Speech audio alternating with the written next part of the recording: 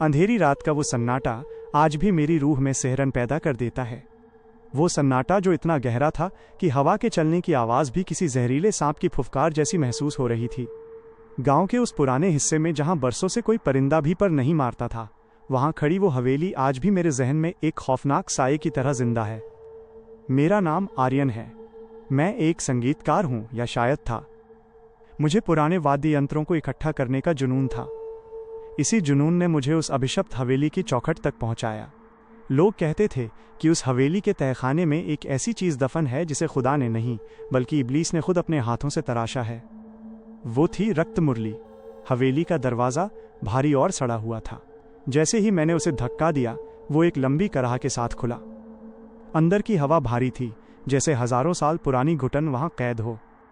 धूल की परतों के बीच चलते हुए मेरे कदमों की चाप गूंज रही थी। तभी मेरी नज़र उस काली मेज पर पड़ी।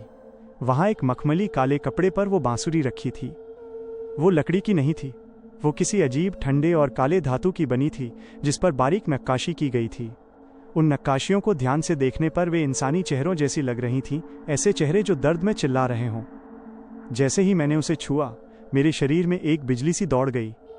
वो ठंडी नहीं थी, बल्कि उसमें एक धीमी सी धड़कन महसूस हो रही थी, जैसे वो जिंदा हो। मेरे भीतर से एक आवाज़ आई, इसे बजाओ। वो आवाज़ मेरी अपनी नहीं थी, फिर भी वो इतनी सगी लग रही थी कि मैंने विरोध नहीं किया। मैंने बांसुरी को अपने होठों से लगाया। पहली फूंक, एक सुरीली मगर बेहद पतली और नुकीली धुन निकली। वह धुन हवा में किसी अदृश्य चाबुक की तरह लहराई। गांव के कुत्तों ने एक साथ रोना शुरू कर दिया। उनकी आवाज़ में वो खौफ था जो केवल मौत को देखकर आता है। धुन तेज होने लगी।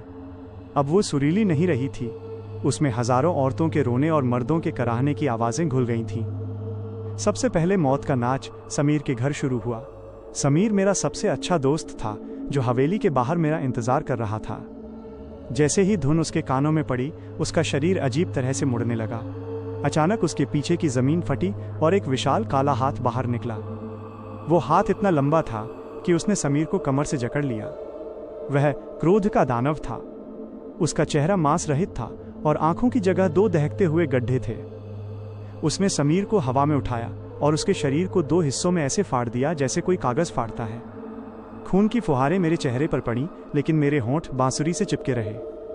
मैं रुकना चाहता था, मैं चीखना चाहता था, पर मेरे फेफड़े अब मेरे काबू में नहीं थे।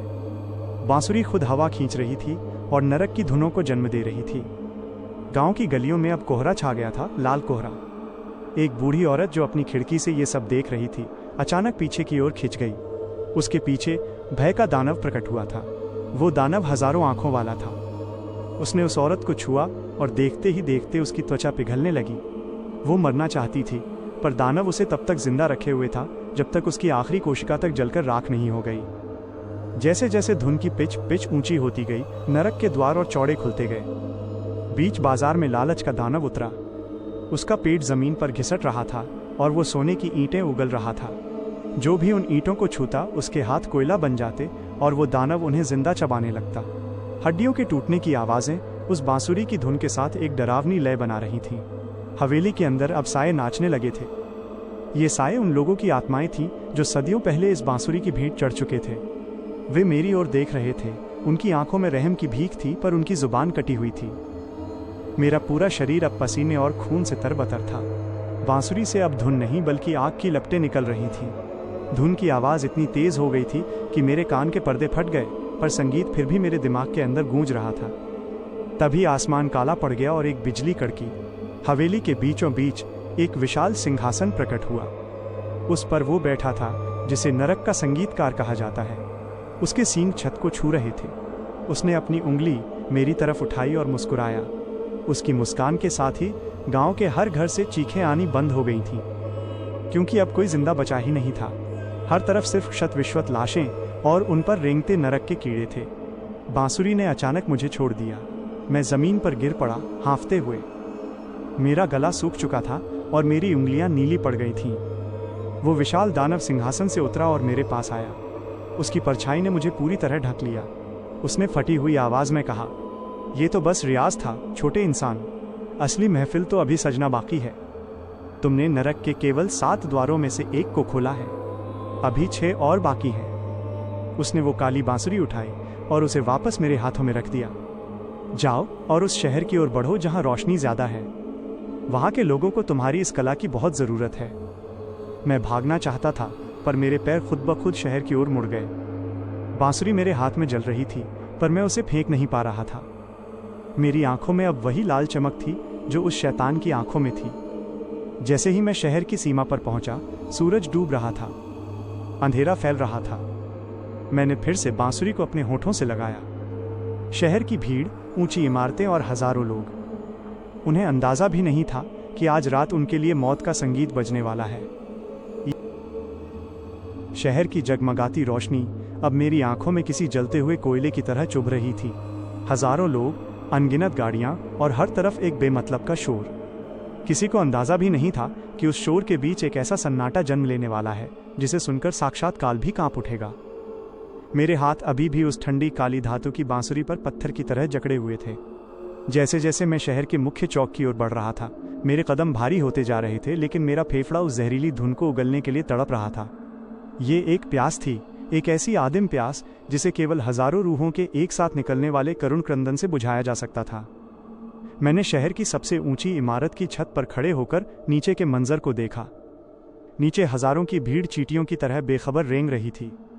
कोई हंस रहा था, कोई फोन पर बात कर रहा था, तो कोई अपने भविष्य के सपने बुन रहा था। तभी मेरे कानों के बिल्कुल पास उसी भयानक शैतानी संगीतकार की फुसफुसाहट गूंजी, उत्सव शुरू करो मेरे प्यादे। मैंने कांपते हाथों से बांसुरी को अपने फटे हुए होठों से लगाया। दूसरी फूंक। इस बार धुन धीमी थी, एक फुसफुसाहट जैसी, जैसे सांप घास में रेंग रहा हो। जैसे ही वो पहला सुर हवा के कणों में घुला, नीचे चौक पर खड़े लोग अचानक जड़ फ्रीज हो गए। चलती गाड़ियां झटके के साथ रुक गईं। ट्रैफिक लाइटें अजीब तरह से लाल नीली होकर भड़कने लगीं। सबकी गर्दनें एक साथ एक ही लय में ऊपर की ओर उठीं, जैसे वे किसी अदृश्य फंदे से खींचे जा रहे हों।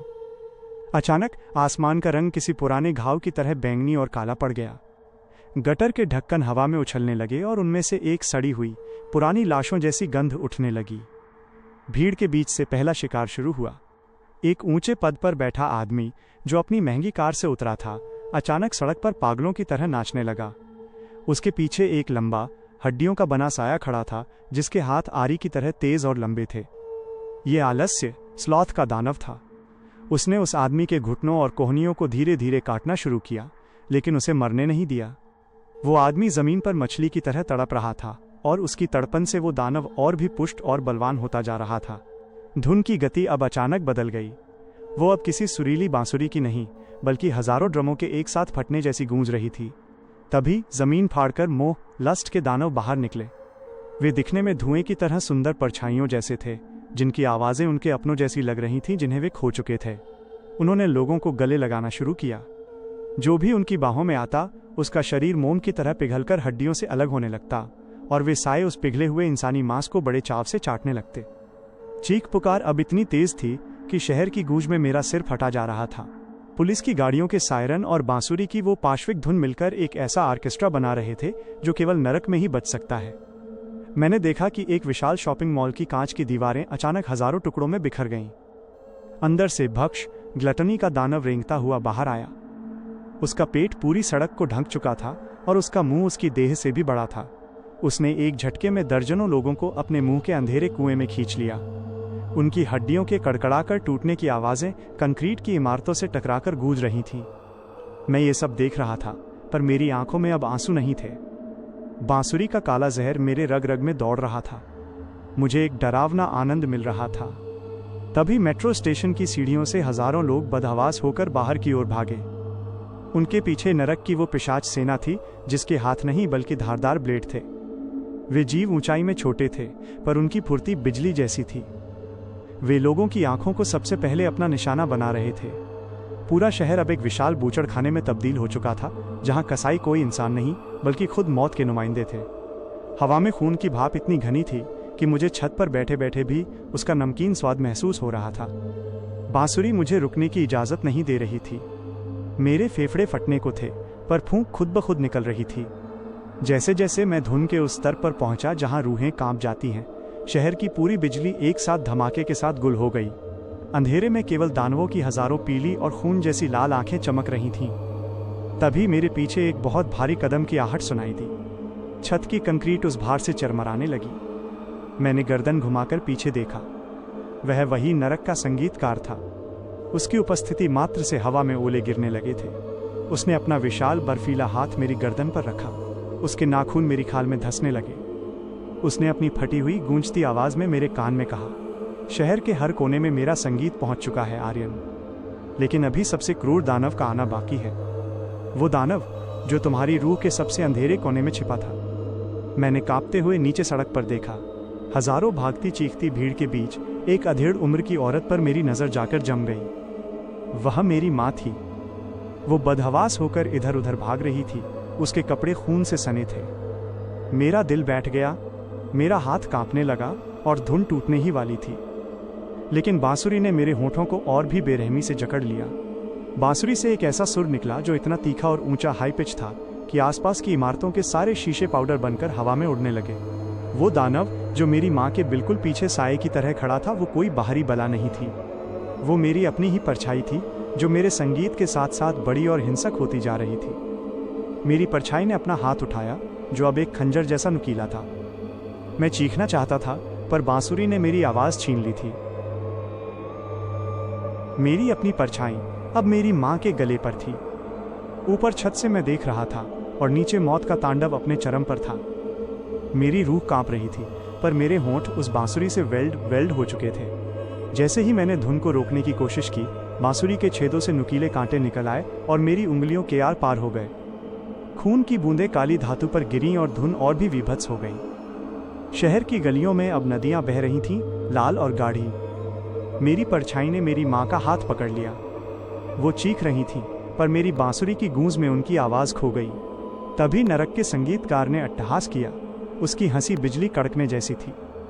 बजाओ आर्यन, अगर सुर टूटा तो तुम्हारी माँ का अंत और भी भयानक होगा। मैंने अपनी पूरी इच्छा शक्ति बटोरी। मेरा गला छिल चुका था, फेफड़ों से खून आने लगा था। अचानक मुझे एहसास हुआ, ये बांसुरी हवा से नहीं बल्कि बजाने वाले के डर और पछतावे से बचती है। अगर मैं डरना छोड़ दूं तो क्या ये शांत होगी? मैंने अपनी आंखें मूंद लीं। नीचे मेरी माँ की चीखें गूंज रही थीं, पर मैंने अपने मन को शून्य कर लिया। मैंने उस धुन को बदलने की कोशिश की। खौफनाक सुरों की जगह मैंने करुणा का एक राग छेड़ने की कोशिश की। बांसुरी मेरे हाथ में तपने लगी। वो इतनी गर्म हो गई कि मेरा मांस जलने लगा, लेकिन मैंने हार नहीं मानी। जैसे ही एक कोमल सुर हवा में तैरा, मेरी परछाई ठिठक गई। नीचे खड़े दानव अपनी आंखों को मलने लगे, जैसे रोशनी उन्हें जला रही हो। मोह के दानव धुएं में बदलने लगे और क्रोध का दानव वापस जमीन के अंदर धंसने लगा। संगीतकार का चेहरा गुस्से से काला पड़ गया। मूर्ख, तुम नरक के संगीत को स्वर्ग की धुन से नहीं बदल सकते। उसने अपना विशाल पंजा मेरी ओर बढ़ाया। ठीक उसी पल मैंने बांसुरी को अपने होठों से अलग करने के लिए अपनी जीभ ही काट दी। मुंह से खून का फव्वारा छूटा और बांसुरी जमीन पर गिर गई। पूरा शहर एक भयानक धमाके के साथ कांप उठा। सारे दानव, सारी परछाइयां और वो शैतानी संगीतकार सब एक काले धुएं के बवंडर में खिंचने लगे। वो बवंडर वापस उस बांसुरी के अंदर समाने लगा। कुछ ही पलों में सब कुछ शांत हो गया। शहर की स्ट्रीट लाइटें फिर से जल उठीं, गाड़ियों के इंजन गूंजने लगे, लेकिन सन्नाटा अभी भी भारी था। मैं छत पर पड़ा हुआ था, बेजान, बिना जुबान के। नीचे देखा तो मेरी माँ सुरक्षित थीं, पर वे पागलों की तरह इधर उधर देख रही थीं। वे जिंदा तो थीं, पर उनकी आंखों में वो चमक नहीं थी। वे पत्थर बन चुकी थीं। बांसुरी अभी भी वहीं पड़ी थी। अब वो लाल नहीं बल्कि राख जैसी धूसर ग्रे थी। मैंने रेंगते हुए उसे उठाया। मुझे पता था कि मैंने इसे रोका नहीं है, बस कुछ समय के लिए स्थगित किया है। मेरा शरीर अब गलने लगा था। मैं अब इंसान नहीं रहा था। मैं अब उस बांसुरी का नया रक्षक था। मैंने उसे अपने सीने से लगा लिया और अंधेरे में ओझल हो गया। अब मैं शहर के गटरों और अंधेरी गलियों में रहता हूँ। जब भी कोई बहुत ज्यादा अकेला होता है या किसी के मन में गहरा द्वेष होता है, उसे आधी रात को एक धीमी सी सुरीली बांसुरी की धुन सुनाई देती है। वह धुन उन्हें बुलाती है अगला कलाकार बनने के लिए। नरक के 7 द्वारों में से अभी भी 6 बंद हैं और मुझे उनके खुलने का इंतजार है। वह धुन मरी नहीं थी, वो तो बस मेरे भीतर गहरी पैठ बना चुकी थी। शहर की ऊंची इमारतों के नीचे, जहां गटर का सड़ा हुआ पानी और इंसानी बस्तियों की गंदगी एक साथ मिलती है, वहां मैंने अपना नया ठिकाना बना लिया था। मेरा शरीर अब किसी जीते जागते इंसान का नहीं, बल्कि सूखी हुई लकड़ी जैसा दिखने लगा था। मेरी खाल पीली पड़ गई थी और मेरी आंखों में वही भयानक लाल चमक बस गई थी जो उस शैतानी बांसुरी में थी। बांसुरी, वो अब राख जैसी धूसर नहीं रही थी। जैसे जैसे मेरा जख्म भरता गया, उसने मेरे शरीर का सारा दर्द और नफरत सोख ली और फिर से गहरे काले रंग की हो गई। दूसरा द्वार, ईर्ष्या, एनवी।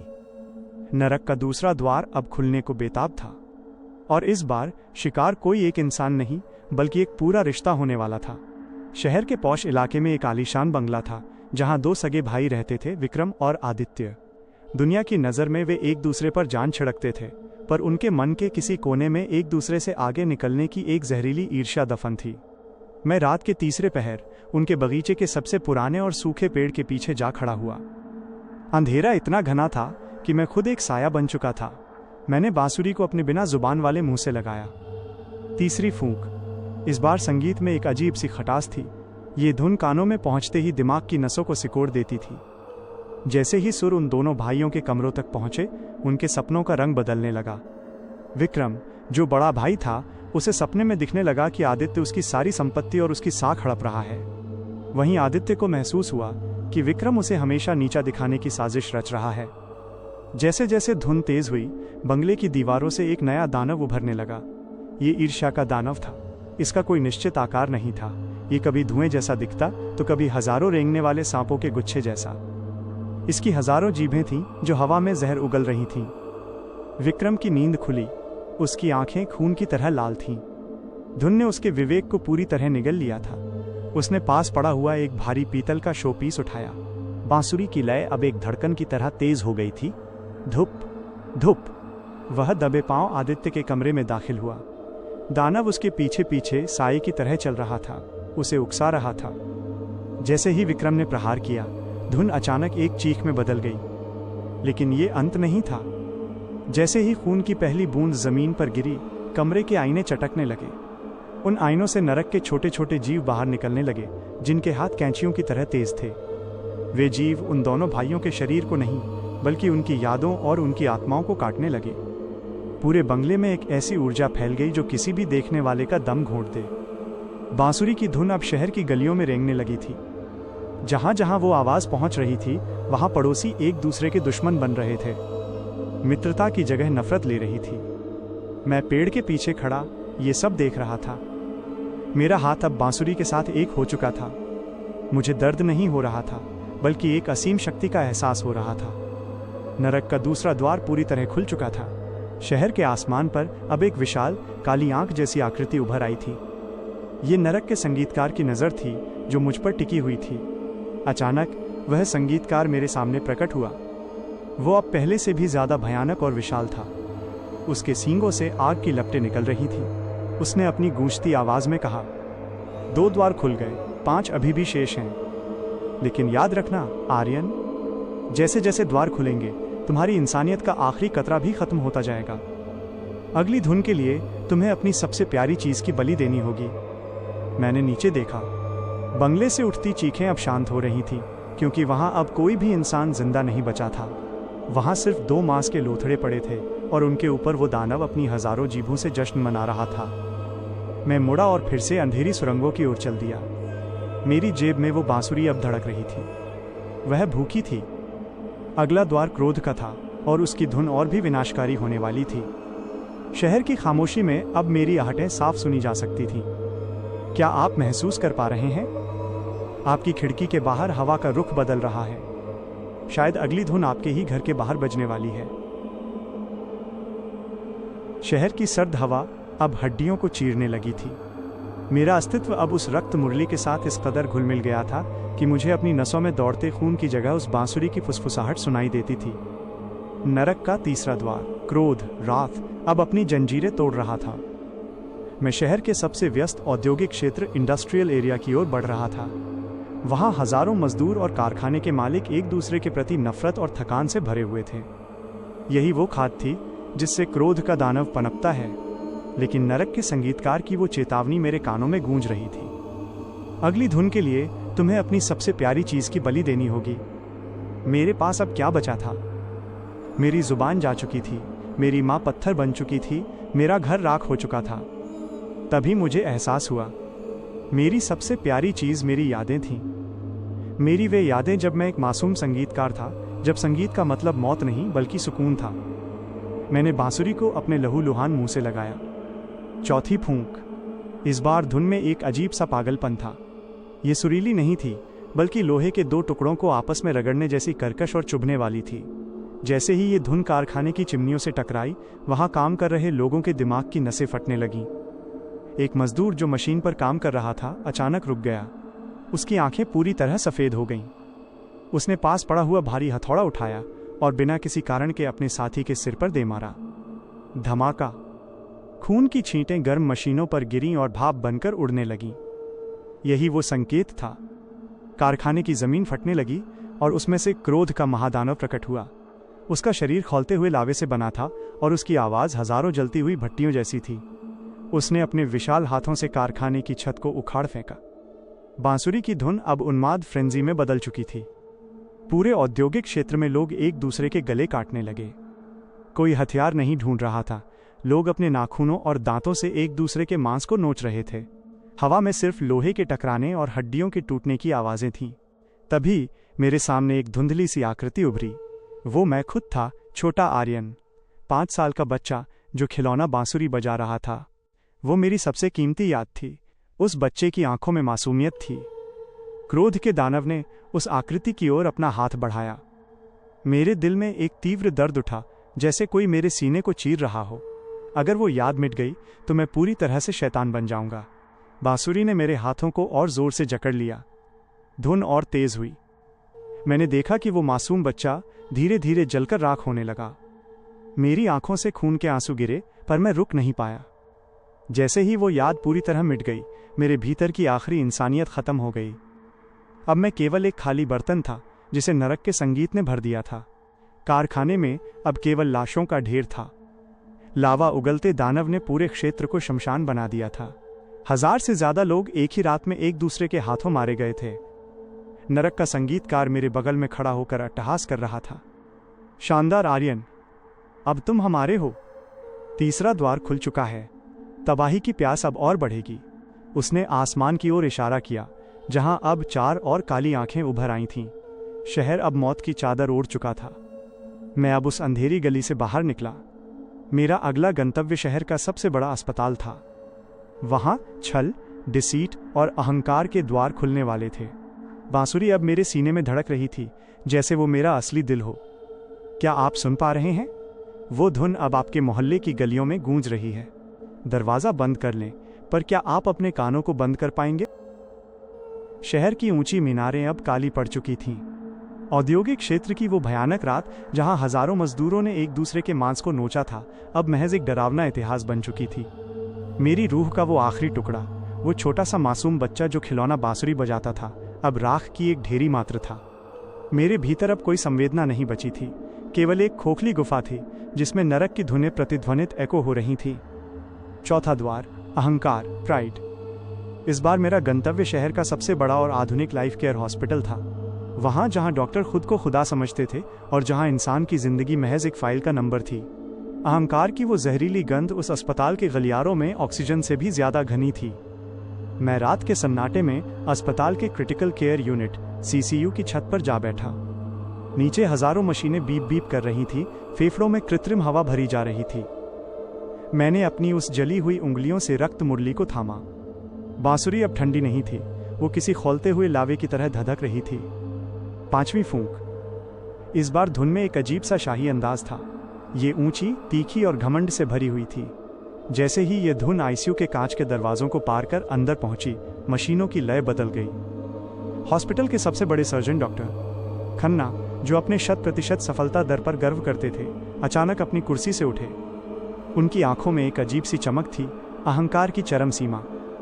उन्हें लगा कि वे मौत को भी मात दे सकते हैं। धुन ने उनके दिमाग में एक ही विचार डाला, तुम ही विधाता हो। डॉक्टर ने ऑपरेशन थिएटर में पड़े एक मरीज का सीना बिना किसी एनेस्थीसिया के चीरना शुरू कर दिया।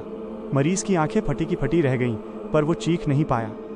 बांसुरी की धुन अब एक विजय गान, विक्ट्री मार्च की तरह गूंज रही थी। अस्पताल की दीवारों से अहंकार का दानव बाहर निकला। वो देखने में एक विशाल आईने जैसा था, जिसमें हर इंसान को अपना सबसे शक्तिशाली और भयानक रूप दिखाई दे रहा था। नर्सें एक दूसरे को नीचा दिखाने के लिए ऑक्सीजन की पाइपें काटने लगी। रिश्तेदार एक दूसरे के खून के प्यासे हो गए कि कौन सबसे ज्यादा दुखी होने का दिखावा कर सकता है। पूरा अस्पताल एक कत्लगाह बन गया, जहां हर कोई खुद को सर्वश्रेष्ठ साबित करने की जंग लड़ रहा था। तभी नरक के संगीतकार की आवाज मेरे कानों में गूंजी, चौथा द्वार खुल चुका है आर्यन, पर इसकी कीमत तुम्हारी आवाज की याद है। अचानक मुझे याद आया कि कभी मैं गा सकता था। मेरी आवाज में वो जादू था जो लोगों के जख्म भर देता था। जैसे ही मैंने उस याद को पकड़ने की कोशिश की, बांसुरी ने एक ऐसा सुर छेड़ा जिसने मेरे गले के अंदर के सारे तंतुओं को जलाकर राख कर दिया। अब मैं चाहकर भी कभी कोई मानवीय शब्द नहीं गुनगुना पाऊंगा। मेरी आवाज अब केवल उस बांसुरी की मोहताज थी। अस्पताल में अब केवल खामोशी थी, वो खामोशी जो केवल हजारों लाशों के बीच ही मिल सकती है। सारे डॉक्टर, मरीज और कर्मचारी सब अपनी अपनी अकड़ में मारे जा चुके थे। हवा में दवाइयों और सड़ते हुए मांस की एक मिली जुली गंध तैर रही थी। नरक का वो संगीतकार मेरे सामने खड़ा था। उसके सिर पर अब एक नया मुकुट था, जो उन लोगों की हड्डियों से बना था जिन्होंने इस रात अपनी जान गंवाई थी। 3 द्वार और बाकी हैं मेरे सिपाही। 5वां द्वार छल, डिसीट का है, और उसके लिए हमें उस जगह जाना होगा जहां सबसे ज्यादा झूठ बोले जाते हैं, शहर की अदालत। मैं उठा। मेरा शरीर अब झुक चुका था और मेरी त्वचा अब पूरी तरह से काली पड़ गई थी। मैं अब साक्षात एक प्रेत बन चुका था। बांसुरी ने एक बार फिर मुझे पुकारा। शहर की रोशनी अब धीरे धीरे बुझ रही थी और नरक की काली छाया पूरी दुनिया को निगलने के लिए आगे बढ़ रही थी। क्या आप महसूस कर रहे हैं? आपके कानों में एक धीमी सी सुरीली गूंज सुनाई दे रही होगी। वो धुन आपके अहंकार को सहला रही है। क्या आप भी खुद को सबसे बेहतर समझते हैं? सावधान, अगली फूंक शायद आपके लिए ही है। शहर की अदालत, जहां न्याय की देवी की आंखों पर पट्टी बंधी है, पर आज रात उन पट्टियों के पीछे से खून बहने वाला था। अदालत की ऊंची और भव्य इमारत अब एक स्याह कब्र की तरह खड़ी थी। यहां हर रोज हजारों झूठ बोले जाते थे, हजारों सच दफन किए जाते थे। यही वो जगह थी जहां 5वां द्वार छल, डिसीट अपनी जंजीरें तोड़कर बाहर आने को तड़प रहा था। मैं अदालत के गुंबद पर जा बैठा। नीचे सन्नाटा था, पर दीवारों में उन हजारों झूठी गवाहियों की गूंज दफन थी जो बरसों से यहां दी गई थी। बांसुरी अब मेरे हाथों में एक जिंदा सांप की तरह फुफकार रही थी। उसकी सतह पर अब उन लोगों के चेहरे उभर आए थे जिन्हें मैंने अब तक मारा था। छठी फूंक। इस बार धुन में एक अजीब सा दोहरापन, ड्युअलिटी था। एक पल वो बेहद सुरीली लगती और अगले ही पल वो किसी के गले पर आरी चलने जैसी कर्कश हो जाती। यह छल का संगीत था। जैसे ही ये धुन अदालत के बंद कमरों और बंद अलमारियों के आर पार हुई, वहां रखी कानूनी फाइलें अपने आप फड़फड़ाने लगीं। कागजों पर लिखे शब्द काले कीड़ों की तरह रेंगने लगे। अदालत के रखवाले और कुछ वकील जो देर रात तक काम कर रहे थे, अचानक एक दूसरे को अजनबियों की तरह देखने लगे। धुन ने उनके चेहरों के पीछे छिपे हुए असली मुखौटों को उतार फेंका। जज साहिब जो न्याय की कुर्सी पर बैठते थे, उन्हें अचानक अपनी कुर्सी के नीचे हजारों हाथ महसूस हुए। वे हाथ उन लोगों के थे जिन्हें उन्होंने गलत सजा दी थी। अदालत की फर्श फटने लगी और उसमें से छल का दानव प्रकट हुआ। उसका कोई चेहरा नहीं था। उसके चेहरे की जगह एक आईना था जो हर पल बदल रहा था। वो कभी मां बन जाता, कभी दोस्त तो कभी भगवान। उसने लोगों के कान में सच और झूठ का ऐसा मिश्रण घोला कि वे अपने ही हाथों को काटने लगे, यह सोचकर कि वे उनके नहीं हैं। एक वकील ने अपनी ही पेन से अपनी आंखें फोड़ लीं क्योंकि उसे हर चीज में झूठ दिखाई दे रहा था। हवा में कागजों के जलने और मांस के झुलसने की गंध भर गई। तभी नरक के संगीतकार की वो भयानक परछाई मेरे पीछे उभरी। 5वां द्वार खुल चुका है आर्यन, पर इसकी अंतिम बलि, इसकी बलि तुम्हारी पहचान है। अचानक मुझे अपना नाम याद आना बंद हो गया। मैं कौन था? मेरा घर कहाँ था? जैसे ही मैंने अपने चेहरे को छूने की कोशिश की, मुझे एहसास हुआ कि मेरी खाल अब पूरी तरह से गायब हो चुकी है। मेरा चेहरा अब उस छल के दानव की तरह एक सपाट मांस का लोथड़ा बन चुका था। मेरी पहचान, मेरा नाम, मेरा वजूद, सब उस बांसुरी ने निगल लिया। अदालत के परिसर में अब कोई इंसान नहीं बचा था। वहां केवल मुड़े हुए शरीर और टूटे हुए कानून के ग्रंथ बिखरे पड़े थे। छल के दानव ने उन सभी लाशों को एक साथ जोड़कर एक नया पहाड़ बना दिया था। संगीतकार ने अपना हाथ मेरे कंधे पर रखा। अब केवल 2 द्वार शेष हैं, वो बेनाम रक्षक। छठा द्वार ईर्ष्या के बाद का सबसे विभत्स हिस्सा है, हिंसा, वायलेंस। और उसके लिए हमें उस अखाड़े में जाना होगा जहां खून बहाना एक खेल है। मैं उठा। अब मेरा कोई प्रतिबिंब, रिफ्लेक्शन भी नहीं बचा था। मैं केवल एक ध्वनि बन चुका था, एक ऐसी धुन जिसे कोई सुनना नहीं चाहता, पर जिससे कोई भाग नहीं सकता।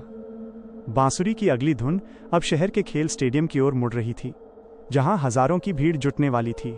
क्या आप भी उस भीड़ का हिस्सा हैं? अपने आसपास देखें।